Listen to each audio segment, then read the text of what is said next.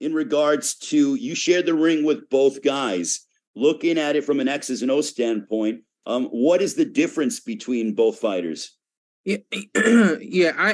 I think that there's two narratives out there. I think, or really, there's one narrative. That narrative is that Terence Crawford can do more things in the ring. He's got more tools in his toolbox, and even though Errol Spence is a basic boxer, he's the most fundamentally sound boxer in the world. I do agree with that, but Errol's got more in his arsenal as well. And I think that we've never been able to see him pull out everything that he's had to use. Terence has been in the ring with guys who have done different things, and he's had to present other things go into his toolbox. But I do think that from an X's and O standpoint, it's all a matter of what are you going to do this round? Because they both have the ability to make adjustments, and they both have the ability to be aggressive. They both have the ability to fight off of the back foot, counterpunch. I mean, even from, again, the X's and O's standpoint, this is an outstanding fight because they both have A plus in every box. And it's just, yeah. I honestly think that we're going to see probably 3 different strategies from both of them throughout the course of a 12-round fight, maybe even 4 or 5. So And that's plan A through D. Hey, you can ask Bradman and you can ask Virgil. I mean, having 4 or 5 different game plans within one fight is probably impossible. But I mean, both of these guys have to have all of that in order to win the fight. Kel, for you, what did you notice in the ring from both guys and hearing both Sean and Virgil talk? Is it a foregone conclusion to you that we are going to get some toe-to-toe action at some point during the fight? We're gonna get some toe-to-toe action. What I got from Errol Spence is a very big welterweight. He's obviously a natural southpaw. He's big, he's strong, he goes to the body good. His IQ is very good in that ring. The thing for me is inactivity. He's had at the recent times. I think that but like I say, he's one of obviously Sean, Errol, and Crawford, and Golovkin. I have to say the best I've been in with, and they've got that aura about him. They've got that. They've got the X factor. Both fighters. But I think Terence Crawford, for me, he can box either style, orthodox, southpaw. He's a very sharpshooter. He's a very good finisher. I think the stronger guys, Errol Spence. But like I said, it's a small margin, in this fight. It's going to come down to, like Virgil and I said, who prepared the best, and who's going to go in there and do like he's just pointed out, not let the other fighter do what he's come to do, and just being as like Sean said as well. They're going to need every game plan to go into this fight. They need absolutely everything they've learned all the career, all the life in this fight, because this is the real test. Who number one is in the division. Kel, are you concerned for Errol that he might have a little bit of ring rust because he hasn't been in the ring since April of last year, which would make it over a 15-month layoff that he's going to be encountering coming up on Saturday, July 29th, when he matches up against Terence Crawford? It is, yeah. I think him mentally he'll know that as well. He'll be questioning himself about, at the time that he's not being active in a proper fight. So, I think, it's worrying, but, time will tell. Time will tell. I think that Crawford's been, his recent fight has been looking very well, and he's going to be confident going into this fight. But like we said, these are true champions, and we're going to see exactly what they've got in their arsenal, come this month. Thank you to all the fighters and trainers. We definitely appreciate your time and your perspective. My question is more so geared towards the fighters. Sean and Kel, I'm sure you both studied immensely for your fights with Spence and Crawford, respectively. Was there anything that caught you by surprise with either fighter, like whether it was like the speed, the strength, the angles, or the punch variety that you saw from both fighters? I'll go ahead and go first. And I'm definitely gonna paint this picture the correct way. When I fought Errol, going into that fight, I said I need everything to beat this guy. I can't leave anything at the gym. I can't leave anything at home. I had to take everything, and in order to beat this guy. And I think about 5 rounds went by, and just a simple move, a pullback counter, and I counter punched his jab with my jab, and he shook his head and he said something, and I thought to myself, "Oh, I got you." And what I realized in that moment was he's not as smart, not as intellectually sound as I thought he was going to be, and that seemed to kind of carry through the entire fight. I felt like I was a step ahead of Errol the entire fight, all the way up until that knockdown moment. And that was surprising to me. I thought that Errol was going to be was going to be more intelligent in the ring, and I thought that that simple pullback counter move. It's one thing to get hit with it, like things happen, but for him to acknowledge it and show how frustrated he was with in that moment, and then I started to see other moments of frustration as well. When we talked about this fight years ago, I said, well, Terence the smarter fighter, he's gonna win this fight. But I think that ever since this accident that Errol has sustained, and I think that having to come back from that and having to just grow up and get rid of a lot of things in his life, I think that he's a smarter fighter now than he was when we fought in 2019. And I don't think that there's going to be any surprises for either guy in the ring. There weren't any surprises for me when I fought Terence. Everything that came to me was everything that I thought was coming and expected the whole 9. And I think that one little stain, for the sake of words, that Errol had back in the day, 2019, when we fought, I believe that stain is gone too. So I don't think either guy is going to be surprised at all.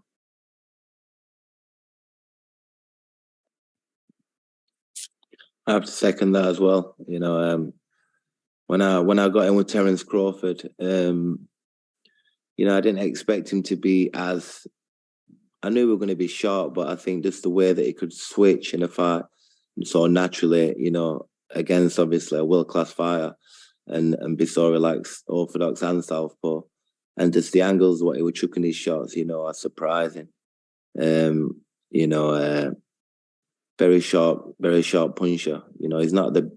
I don't want to say he's the like Errol Spence is more grinding, more thumping kind of power. It is more sharp and snapping. Terence is, and surprising. That's what I take from them two. And he does get frustrated. Errol Spence, he does get frustrated. In the fight what we had. We're catching him with shots. He gets frustrated. He shows it. But like I say, we're talking about two A-star fighters. And it's like I say, it's going to come down to many things in this fight, and they're going to have to bring absolutely every part of their game to get the victory. All right, thank you for that, Cal and Sean.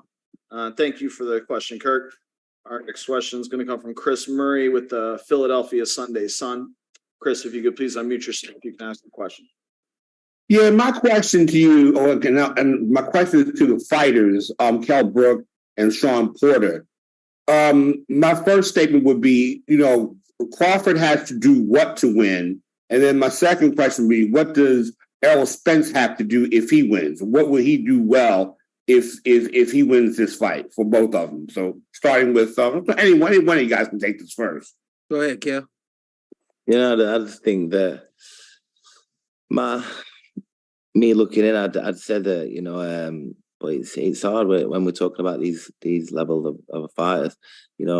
Looking as a fan looking in, you'd say that Errol Spence used to use his size, be calculated, go down to the body, calculated pressure, be the bigger guy in the fight, and dominate, from round one. And looking in again, I'd say that, Crawford has to be a sharpshooter, just on the end of the shot, firing back over his shots and, using the ring, sharp shooting like he does, picking the right shot at the right time, making Spence work when he don't want to work, you know, and just being very clever and sharpshooting and getting the rounds and breaking him down, you know, over the fight.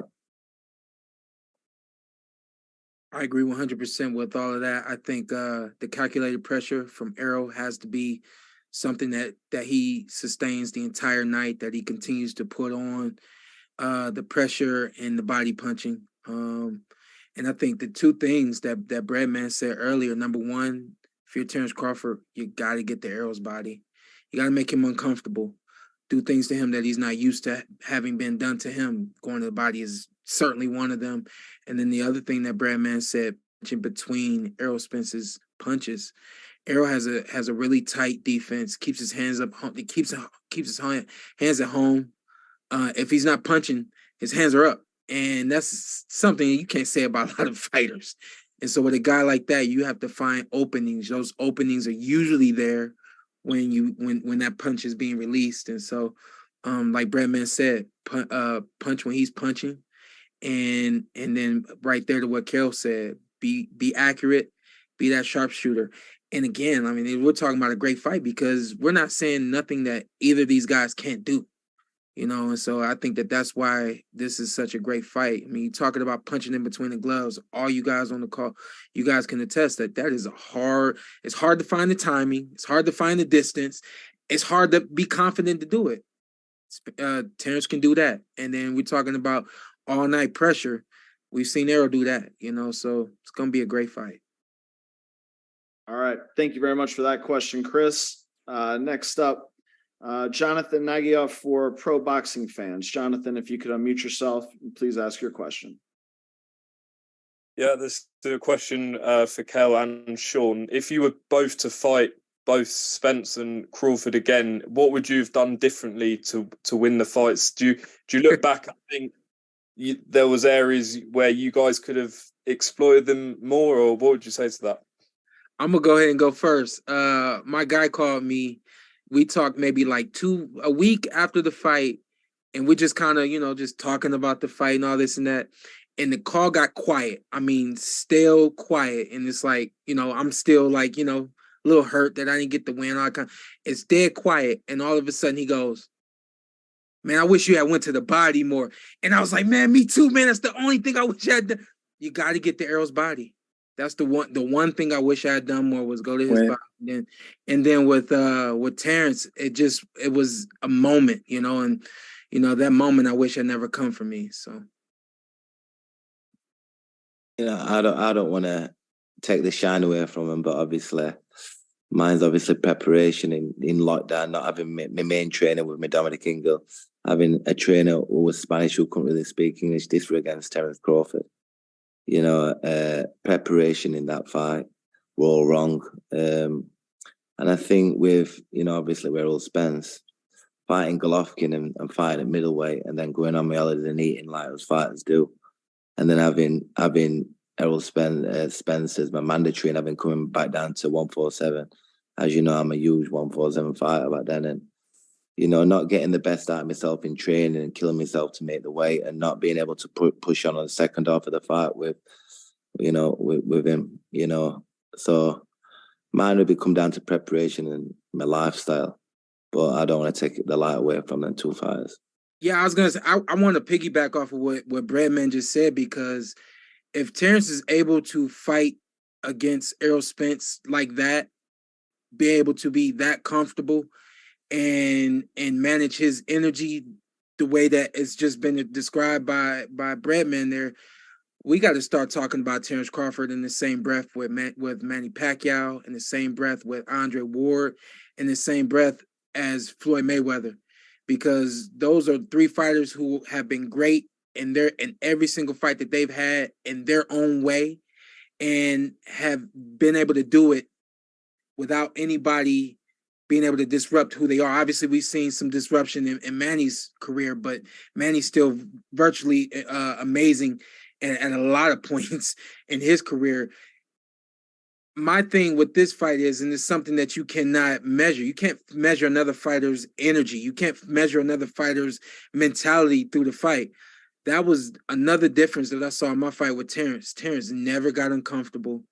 And Terence never showed me that he that there was anything unsettling within his heart and his mind throughout the fight. And I pride myself on making fighters uncomfortable. Never once did I see Terence uncomfortable. When I went back and just analyzed the fight in my head and things like that, I didn't apply the kind of pressure that Errol is going to apply. I didn't apply that straight in your face mentality that I usually fought with. And I thought that may have been a reason why I didn't see Terence get uncomfortable. If Terence does not get uncomfortable against Errol Spence Jr., he's going to beat Errol Spence Jr. And we will have to talk about Terence Crawford the same way we talk about Andre Ward, the same way we talk about Floyd Mayweather, and in the same way we've talked about Mr. Manny Pacquiao as well.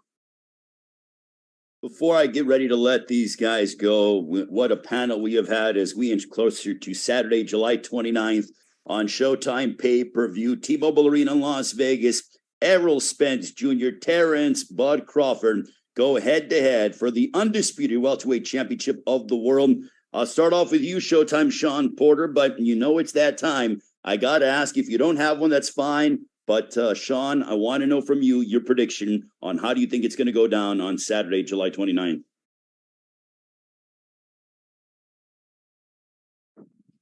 Sean, you're muted. If you could please. My apologies. I don't have a pick. I don't know who's gonna win this fight. I think that it's just, to me, this is what boxing truly is right here. Both guys have basically everything needed to win this fight, from the power to the speed to, everything. There's really no one you can't. I truly don't think anyone can look at this fight and say that guy's gonna win because that. There's no one way that it happens. There's so many outcomes, possibilities of this fight. I think the one possibility, or the one thing that we know is not going to happen, is not going to be any foul play. It's not going to be any low blows. It's not going to be a headbutt that ends this fight prematurely. I'm going to go ahead and say it simply, man. The fans win.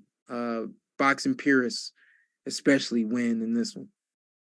John, we appreciate it as always. Cal Brook, how do you think the fight is going to unfold on Saturday, July 29th between Errol Spence Jr. and Terence Crawford? I honestly don't know. I'm on the fence also. One day I'm saying Crawford, the next day I'm saying Spence. It's one of them. There's a small, very minute margin between both of them. They're both unbelievable fighters. And like Sean said, the fans have got, going to get the best of both fighters at the right time. So it's going to come down to the night. We're going to wait and see. A true 50-50 fight.